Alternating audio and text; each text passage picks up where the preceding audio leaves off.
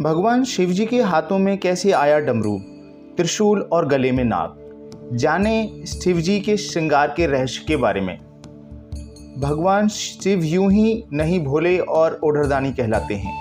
लकड़हारा यूं ही पेड़ पर बैठे बैठे बेल की पत्तियां तोड़कर नीचे फेंकता जाए तो वह उसे उसकी पूजा मानकर उसके सारे दुख दूर कर देते हैं। भोलेनाथ की कृपा इन भक्तों पर ही नहीं बल्कि देवताओं और अन्य जीवों पर भी रहती है। उनके गले में नाग, जटा में गंगा, सिर पर चंद्रमा और हाथ में त्रिशूल डमरू इसी बात का प्रतीक है। लेकिन क्या आप भगवान शिव जी इन्हें धारण करने का उद्देश्य और उनके रोचक किस्से के बारे में जानते हैं? अगर नहीं तो आप हमारी इस वीडियो पर अंत तक बने रहिए। चलो जानते हैं इनके इस रहस्य के बारे में। पौराणिक कथाओं के अनुसार महाराज भागीरथ ने अपने पूर्वजों को जीवन मरण के दोष से मुक्त करने के लिए गंगा जी को पृथ्वी पर लाने के लिए कठोर तप किया।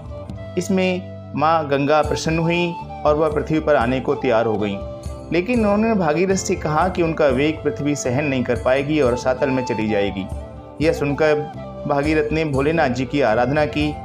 शिव जी उनकी पूजा से प्रसन्न हुए और वरदान मांगने को कहा। तब भागीरथ ने उनसे अपनी मनोरथ को कहा।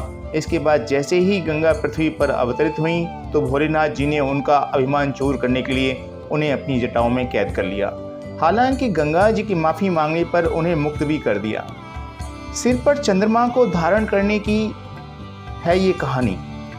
भोलेनाथ के सिर पर चंद्रमा धारण करने के बारे में शिव पुराण में कथा मिलती है, जिसके अनुसार महाराज दक्ष ने अपनी 27 कन्याओं का विवाह चंद्रमा के साथ किया था। लेकिन चंद्रमा रोहिणी से अत्यधिक प्रेम करते थे। दक्ष की पुत्रियों ने इसकी शिकायत की। तब दक्ष ने चंद्रमा को क्षय रोग से ग्रसित होने का शाप दिया। इससे बचने के लिए चंद्रमा ने भगवान शिव जी की पूजा की। भोलेनाथ चंद्रमा के भक्ति भाव से प्रसन्न हुए और उनके प्राणों की रक्षा की। साथ ही चंद्रमा को अपने सिर पर धारण किया। लेकिन आज भी चंद्रमा के घटने बढ़ने का कारण महाराज दक्ष का शाप ही माना जाता है। क्या कारण था भोलेनाथ जी का त्रिशूल धारण करने का?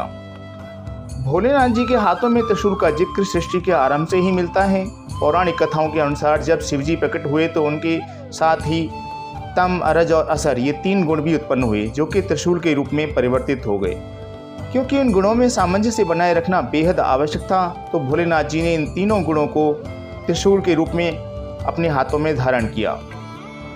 भगवान शिव जी ने जिस तरह से सृष्टि में सामंजस्य बनाए रखने के लिए असर, तेज और तम गुण को त्रिशूल के रूप में धारण किया था, ठीक उसी प्रकार सृष्टि के संतुलन के लिए उन्होंने डमरू धारण किया था। कथा मिलती है कि जब देवी सरस्वती का प्राकट्य हुआ तो उन्होंने वीणा के स्वरों से सृष्टि में ध्वनि का संचार किया। लेकिन कहा जाता है कि वह ध्वनि सुर और संगीतहीन थी।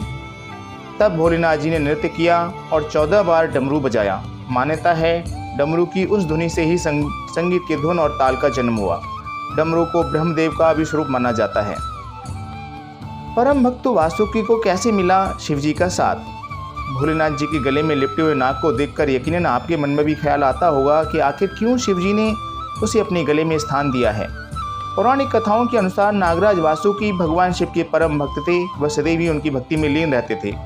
तभी सागर मंथन का कार्य शुरू हुआ। तब रस्सी का काम नागराज वासुकी ने किया। उनकी भक्ति को देखकर भोलेनाथ जी अत्यंत प्रसन्न हुए। उन्होंने वासुकी को उनको अपने गले से लिपटे रहने का वरदान दिया। इस तरह नागराज वासुकी अमर भी हो गए। तो दोस्तों, कैसी लगी आपको हमारी ये जानकारी? हमें कमेंट कर ज़रूर बताएं। अगर वीडियो पसंद आए तो लाइक, शेयर करें और साथ ही हमारे चैनल को सब्सक्राइब करें। धन्यवाद।